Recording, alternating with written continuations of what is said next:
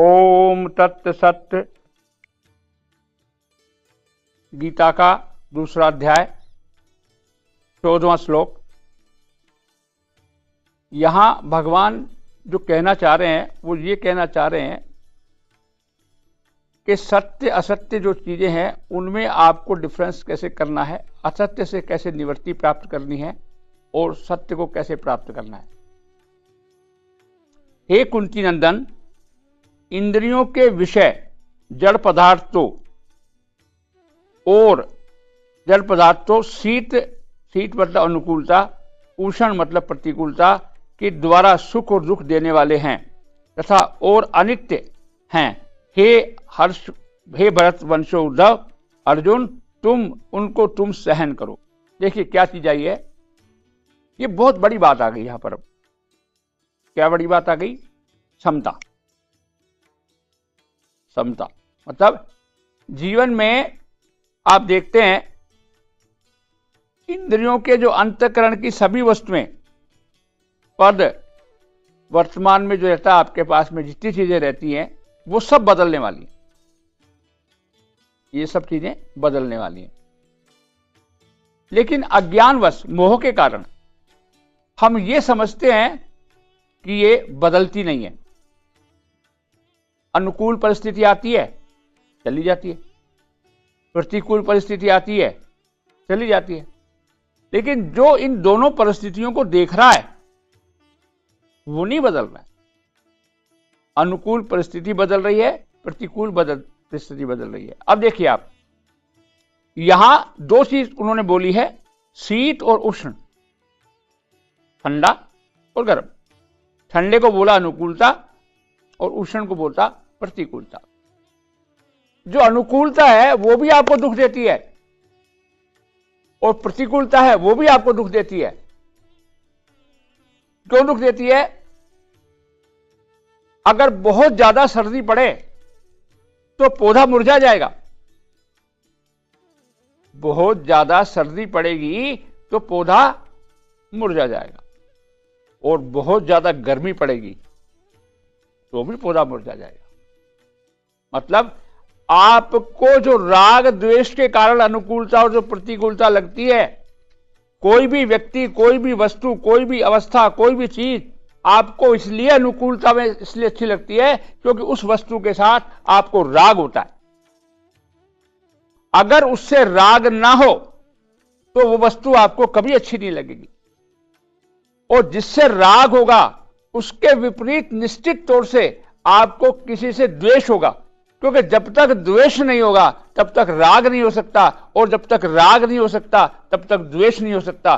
तो राग भी आपको तकलीफ देगा, क्योंकि राग से भी आप में मोह बढ़ेगा और द्वेष से भी आप में मोह बढ़ेगा, क्रोध बढ़ेगा। अब कैसे बढ़ेगा देखिए आप, मेरी कोई इच्छा हुई, उस इच्छा को मैं पूरी करने में जो लोग मेरी मदद करेंगे उनसे मुझे राग होगा। लेकिन इच्छा के पूरी होने से इच्छा कभी पूरी नहीं होगी, क्योंकि एक इच्छा पूरी होते ही दूसरी इच्छा खड़ी हो जाएगी, और दूसरी इच्छा के पूरी होने से तीसरी इच्छा खड़ी हो जाएगी।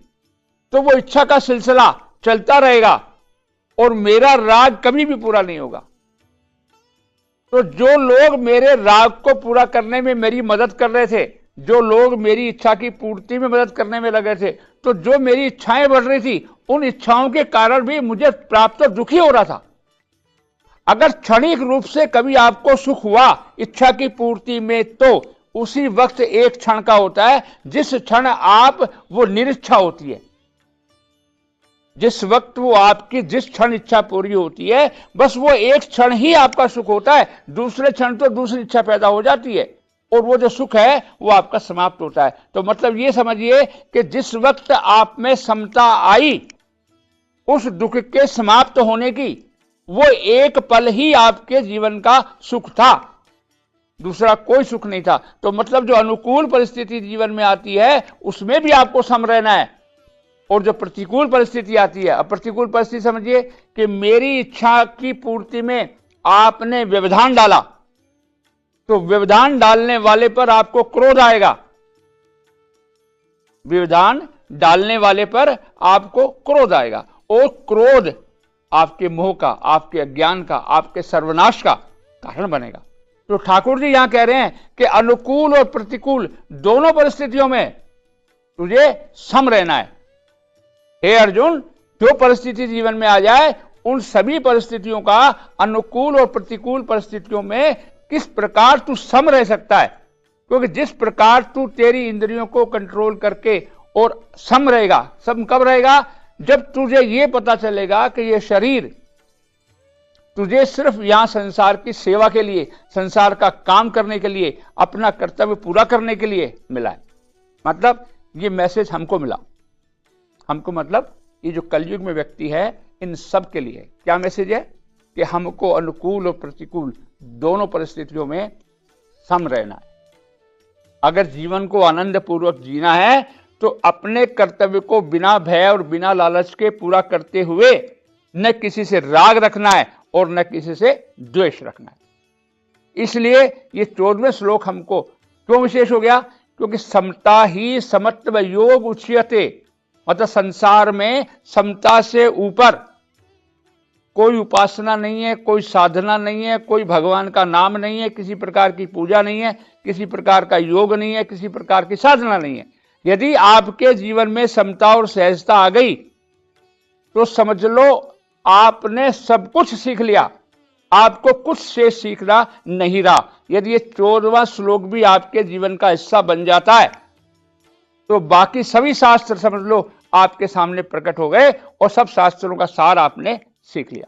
तो इस 14वें श्लोक में हमने सीखा कि हमको जीवन में अपनी अनुकूल प्रतिकूल परिस्थिति को किस तरह यूज करते हुए सम रहना है, क्योंकि सम ही सहजता है और सहजता ही परमात्मा का स्वरूप है, और परमात्मा की प्राप्ति का सबसे सरल कोई साधन है तो वो है सहजता। ओम तत्व सत्य।